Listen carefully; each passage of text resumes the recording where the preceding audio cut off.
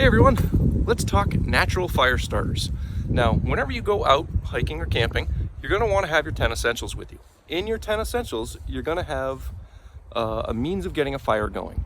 Now, that should come in two parts. There should be an ignition source or a source of heat. So that could be matches, a lighter, flint and steel, maybe even a magnifying glass, preferably more than one, in case you run out of matches, or you're trying to start a fire at night. Magnifying glass isn't going to work, so you want some redundancy in there just in case.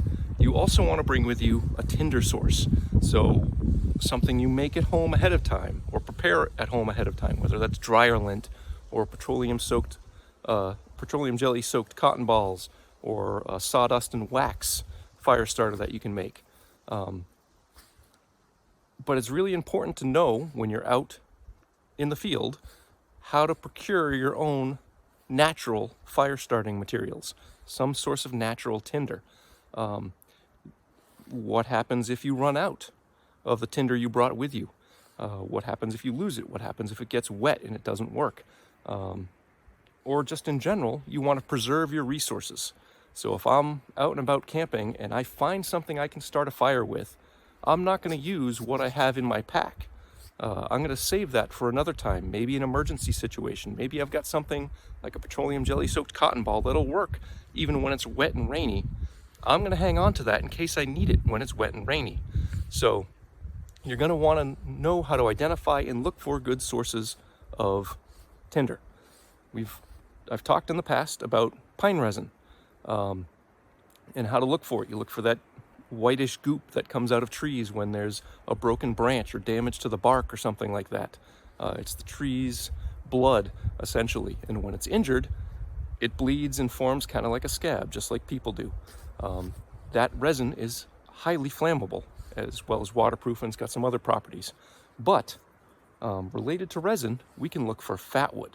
So when a tree dies, if it's standing or if it falls down, all that resin goes somewhere. So if it's standing, all that resin comes back down to the bottom and pools at the bottom. So you look for some branches at the bottom of a dead standing tree.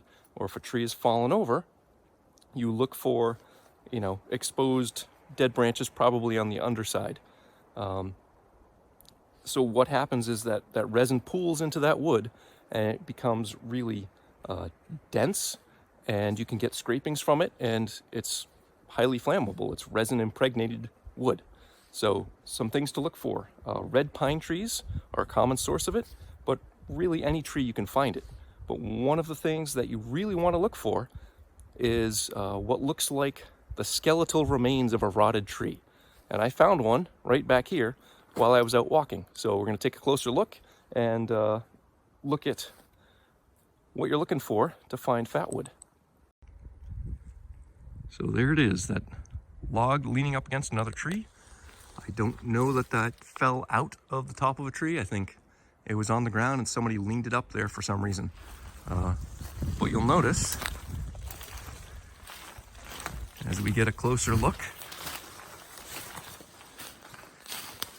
that it almost has started to look like the skeleton of a tree. All the bark has fallen away, all of the outer faces of wood has rotted away. And if I pick away at this flaky stuff on the outside, it's got this brown decomposing kind of texture to it. But what I know is that this has been lying down or dead for some time because of the way it looks. So I'm going to be able to find fatwood in it. I've already cut off a piece here. So what you'll notice about that is the wood is very dark reddish orange, and cutting through it, it's very dense, a little bit sticky.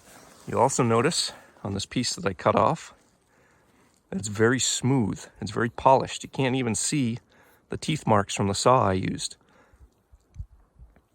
And if you were holding this in person, you'd notice a chemically kind of strong pine, almost turpentine kind of smell.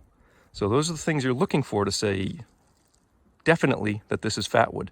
So let's cut another piece off, and then we'll take it somewhere and we'll look at how you process it and can use it to start a fire.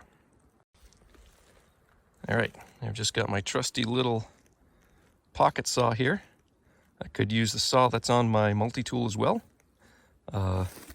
If these were a little longer, I might be able to get some leverage on them, and I might be able to just snap them off. But I got a tool, I'm going to use the tool. So let's just get cutting.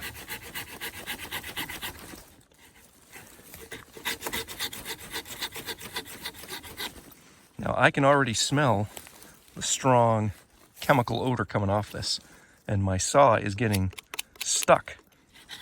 And you can see the sawdust it's making has got a very noticeable orange color to it.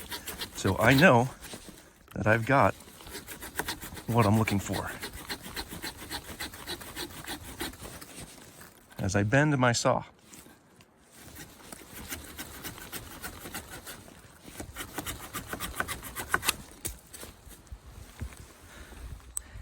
And there we have it. We got that nice, smooth orange coloration. So we got Fatwood. There we go. Little help with my multi-tool, and saw is maybe not as good as new, but back to usable. All right, we're back at my fire ring over there.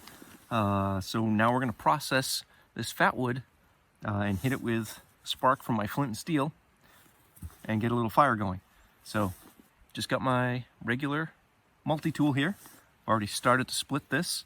I just put the knife in this way, almost like you would do contact splitting with a hatchet. I put it down on my block of wood to protect my blade, but also give me a solid surface to strike against. I'm just taking a stick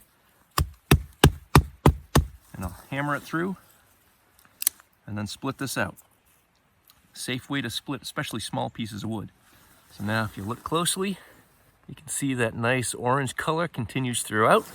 So we got a nice solid piece of Fatwood here.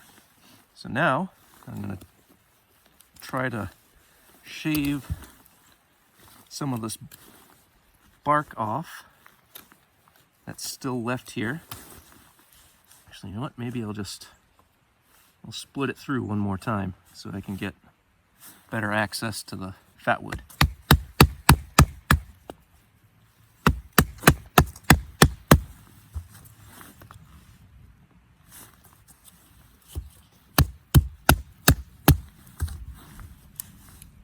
All right, so now that I've kind of got a corner to work with, I can work on getting some shavings off this.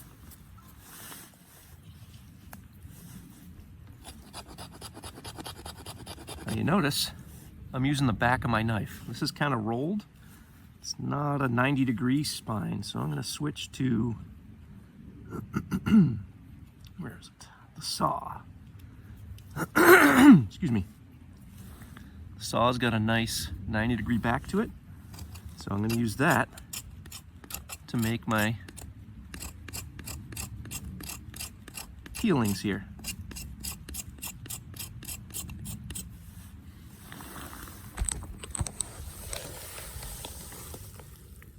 So I'm just going to make a nice little pile of these and then try to get it going with my flint and steel.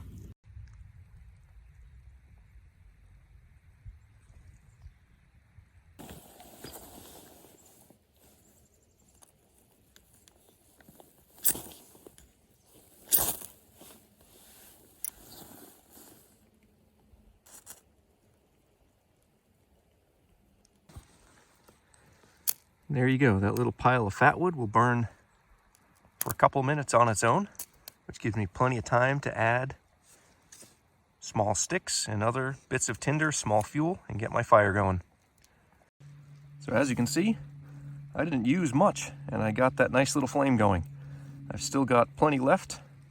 One stick. This was all part of this same stick. This will last me a very long time. I can get many, many, many, many fires out of this. I can throw this chunk in my bag or in a pocket, tie a rope around it, make a lanyard out of it, attach it to my flint and steel, whatever. But it's easy to take with me, lightweight, easy to find. So lots of fires to be had out of this. So there you go. Now you know how to find Fatwood, what to look for, how to process it, and get a little fire going out of it.